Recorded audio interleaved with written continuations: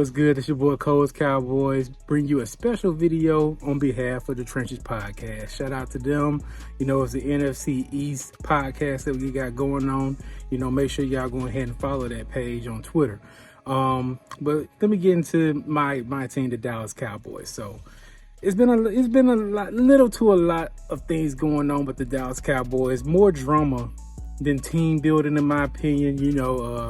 As far as free agency, we do the same thing we do every year. We let all the good, the high-rated players go, and then we go bargain hunting. That's just the Cowboys way, unfortunately. But we was able to acquire Eric Kendricks, middle linebacker. He's very, very familiar with Mike Zimmer's system. It's a plus in my book. I like the pickup that we had with him. But with the thing that the Dallas Cowboys like to do is they like to get the bargain shopping, and they like to dig into free agents. I mean, not free agents, but the draft. So with the draft, we did draft Tyler Guyton, offensive tackle. Very young guy. He has a very high ceiling. I like the things that he's been doing. He's 6'7", 360 pounds. Like the dude's basically, he's very athletic. He has great footwork. He just has a lot to learn. And he hooked up to our guy, Duke Manyweather, offensive line guru, and he basically getting him right. So I'm looking forward to seeing what Tyler Guyton gonna do for us, stepping in to where Tyler Smith was. He's now with the Jets now, so we're going to see if Tyler Guyton can fill in them shoes. Some big shoes to fill, but Tyler Guyton is the guy I can see having a good career, and I'm looking forward to seeing what he's going to do his rookie season. Now, we also went in and we got Breland, defensive edge, great run stopper. He's one of the guys that I love that we brought in, so I'm looking forward to seeing what he's going to do. We also got Cooper Beebe that's going to step in for the center position. Very, very popular guy, a good mauler, very athletic. I'm excited about him because I've been scouting this dude out for 3 years. So I'm glad that he's on board with the Dallas Cowboys. He's also very familiar with Deuce Vaughn. Let's see if that chemistry patches up like they did in college. And, we just see if he can open up some good holes, for our running backs to run through. Of course, we brought back Ezekiel Elliott. I wanted to draft a running back, but hey, I'm cool with having Zeke. We missed Zeke a lot last year when it came to the red zone offense. So having Zeke isn't a bad thing. It's a good thing. Plus, we got him at a cheaper price. Of course, y'all know that we're dealing with contract situations with Dak Prescott, CeeDee Lamb, and Micah Parsons. It's a very tough situation. One of the guys going to be left out as far as the contracts this year. In my opinion, it's between Dak Prescott and Micah Parsons. They could pay Dak, they could pay CD and just tag Parsons, or they can pay CD, they can pay Micah, or they can just let Dak walk. So we're just still waiting to see what the outcome is as far as contracts. If the contract is not due by training camp, in my opinion, I don't see a deal being done with the Cowboys at all. That's just me. There's been a lot of talk to see what Trey Lance can do in the preseason. So a lot of eyes are going to be on Trey Lance stepping up. He's very young. He's still learning. So they're grooming him possibly to be, the next quarterback. We don't know. But as far as I'm concerned, Dak Prescott is the leader of this team. In my opinion, he is a top 5 quarterback in this league. And he just got to go out there and show the world what he can do. People thought he peaked before. And here he is, runner up in MVP talk. So let's just see what the 2024 season going to bring for the Dallas Cowboys. I don't got too much hype behind it. I believe he's still going to be a competitive team. But yeah, I appreciate y'all chiming in. That's my little insight of the Dallas Cowboys. Y'all have a wonderful day. Peace. What's good, everybody? It's your boy Trell, representing the greatest nation in the NFC East, Commanders Nation, Washington Nation, whatever you want to call us. We here.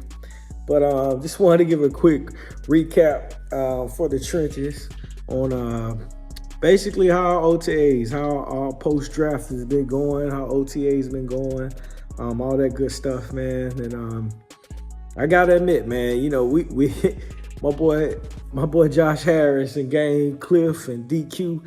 Hey man, they working on a masterpiece over there. I gotta admit that draft, straight up masterpiece. We potentially got the best quarterback in the draft in Jaden Daniels, man. You know, some of y'all may know I was a big Caleb Williams supporter at one point, but you know, it's shout out to that guy, man. You know what he's doing, but you know we here now, and then honestly, you know, all bias aside, man. I mean, you know, Jaden is impressive. He's more than impressive. So, truly looking forward to seeing what that kid is going to, you know, bring out. But as far as the draft, man, I mean, like, you know, it's a pretty obvious pick, but you know, hey, like I said, we may have grabbed the best quarterback in the draft. And then just to follow that up in the second round with, you know, Big Johnny Newton, who's arguably a first-round talent. I know he had a little injury, but, you know, not too worried about that. But at the same time, man, I mean, that was a hell of a pick, man. A steal even, you know, some may say. So, you know, just looking ready for him. This is actually one of the few drafts for me where I thought, like, you know, the draft actually elevated our team. You know, our pre-draft status is something extremely promising. Like, you know, it launched us. So I'm just looking forward to see how all that plays out, because in my mind, we could potentially be the Texans of last year. But I'll let training camp get here before I make that declaration. Also, you know, as far as free agent signings, man, oh my goodness, we have major free agent signings. Especially, you know, I absolutely love that Bobby Wagner signing and Frankie Louvu. Oh, man, that instantly made us a top 5 linebacker group. I know some people say, you know, we are number 1 even, but again, just like, you know, the Texans, I'll make my declaration once camp gets here. See how it all plays out. But very promising unit, man. Like, those guys are going to be solid. Today we wrapped up OTAs, and I gotta admit, man, I'm more pumped up than ever for a season to kick off. Reports around OTAs have been saying how well Jaden is looking, his ball placement, the pop, you know, the velocity of the ball coming out of his hand, his accuracy is, you know, something we've never seen here. So, man, I'm trying to stay reserved as much as possible, man. But, you know, again, this guy seems like he's cooking. You know, one thing that's standing out, you know, they're saying already how extremely confident he is, yet humble. And to me, that's just a recipe for success. So definitely looking forward to that, you know, to see how that transpires. Oh, yeah, my boy Mikey Samerstill. Oh, my God, like, you know, from Michigan. He's been making plays in OTAs, you know, looking forward to him as well. Oh, and shout out to my boy Quan Martin, man. Like, Quan's making behind the back interceptions out there, you know, just getting the rest of the fan base pumped up. So, you know, yeah, I'm truly impressed with everyone right now. It seems like they're buying into a whole new regime, buying into the whole new message, the whole new theme, if you will, of what Washington football is going to be. So, you know, I'm pumped, man. I'm pumped. You know, honestly, I think we're truly on the brink of something special. With that said, man, I'm going to wrap up my thoughts here, and just want to send a fair warning out to the rest of the 31, especially those 3 chumps in my division. Be ready, because we coming. We coming to raise hell. So, HTCC and HTTC all forever. What going? What's going on? This is Shea W, 1/4 for the Trenches podcast, representing the Philadelphia Eagles. Just wanted to come in and check in with you guys, give you guys an update of what's going on in the Eagles world. So we've had a pretty eventful offseason. I would say pretty successful offseason so far. We all know what happened last year with the bus, epic collapse. I haven't heard the end of it, but what I like about this team this offseason is they did everything they can to try to address everything that plagued us during that bad stretch last year. We can start off in free agency, signing Saquon Barkley to a 3-year deal. We signed Bryce Huff, traded Hassan Reddick, hopefully to address some of the pass rushing issues we had towards the end of the year. We added some depth on the offensive line. Other thing we did is we took care of our own. We signed Devontae Smith, Landon Dickerson, long-term deals, restructured Jordan Mailata's contract. And I want to say we restructured Lane Johnson's contract, but I may actually be remembering that wrong. Then we also did, before the draft, we signed A.J. Brown to an extension, keeping our main core of our offense intact for at least another 2 or 3 years. Then the other thing that was plaguing us this offseason was secondary. We all know about the secondary. We all know about how we was getting burnt by everybody known to man, good, bad, or indifferent. So what did we do? We draft Quinyon Mitchell, 22nd overall. Fell to the board, didn't even have to move up to get him. Then, in the second round, you traded both your second round picks to move up to 40, and you draft Cooper DeJean. First time in 22 years the Eagles have drafted cornerback not only in the first round, but also back-to-back rounds, first and second. Not since Lito Shepherd and Sheldon Brown. So we did that. I forgot.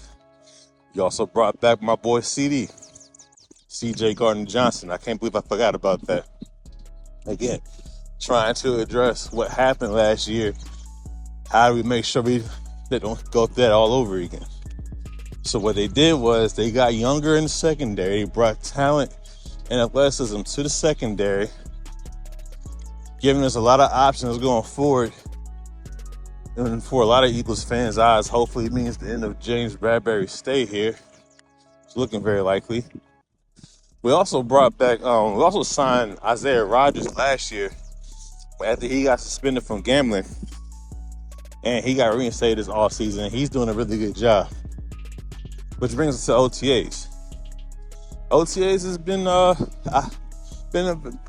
good so far. I dig the vibes. There was something clearly going on, something was clearly wrong last year. And honestly, when you hear a lot of different players talk about it, the biggest thing it seems like they all understand was that coaching and the direction of our schemes was the biggest reason why we fell apart last year. And you can just kind of hear people talk about it on both sides, whether it's A.J. Brown or Devontae Smith talking about how they have a bit more freedom in how they line up.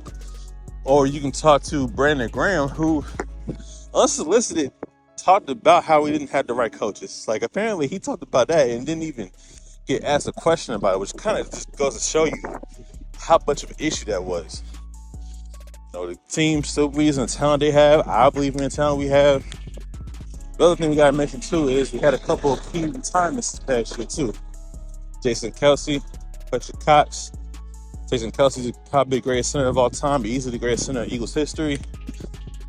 You can't really replace Jason Kelce, but putting Cam Jurgens in there, he handpicked him to replace him, gives you a little bit of faith, just a little bit.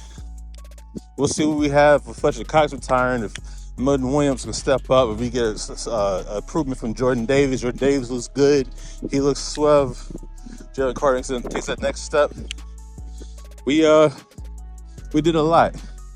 We did a lot this offseason. I am expecting us to be better than we were last year.